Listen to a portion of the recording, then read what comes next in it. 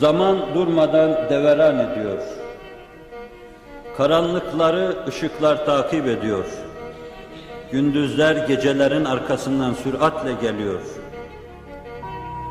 Tatlı haller sıkıntılı halleri takip ediyor.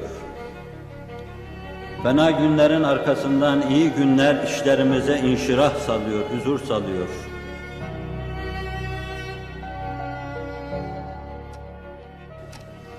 Allah zamanı eline takmış çeviriyor ve zaman dairevi olarak hareket ediyor. Zaman müstakim bir hat gibi gitmiyor. Bugün birilerine bayram, yarın başkalarına bayram.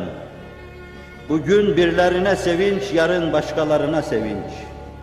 Bugün birileri derenin dibinde emekleyip duracaklar ama yarın bunlar zirvelerde gezmeye namzet. Bugün ortalık kurak ve çorak olabilir ama bugünün bağrına, bugünün toprağının bağrına dökülen cennetteki kevserlerden daha kutsi gözyaşları, yarını çemenzar haline getireceğinde kimsenin şüphesi olmasın.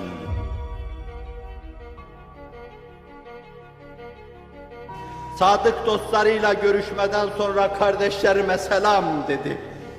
Dediler ki ya Resulallah kardeşlerim biz değil miyiz? Yo dedi. Onlar henüz gelmediler, gelecekler.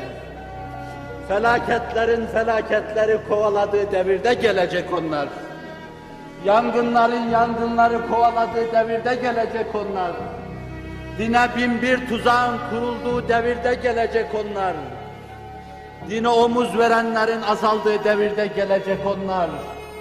Bu işi taşıma boyunduruğunun yere konduğu devirde gelecek onlar. Onlar henüz gelmediler, onlara selam diyordu. Gözümüzü açtık, onu tanıdık.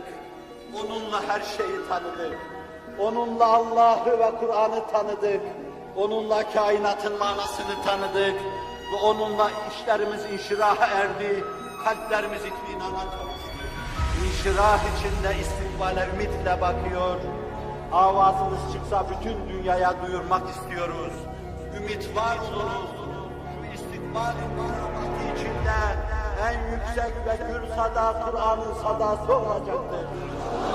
Daha batıda şimdiden duyulmaya başlamıştır. Ciddi kalemler, büyük düşünürler, muhteşem mütefekkirler Kur'an'ın etrafında yazıp çizmeye başlamışlardır. Bir gül devrine doğru yeniden gidilmeye başlamıştır.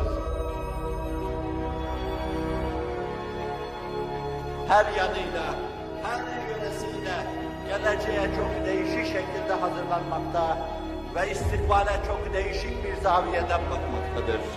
Bu bakış, bu düşünüş, bu tasavvurlar hakiki manasıyla bir gün bir yerde merkezleştiği zaman, ağırlığını bulduğu zaman insanlık tarihinde ve insanlık coğrafyasında değişik akımların meydana gelmesini göreceksiniz. Bize nasip olup olmaması hiç önemli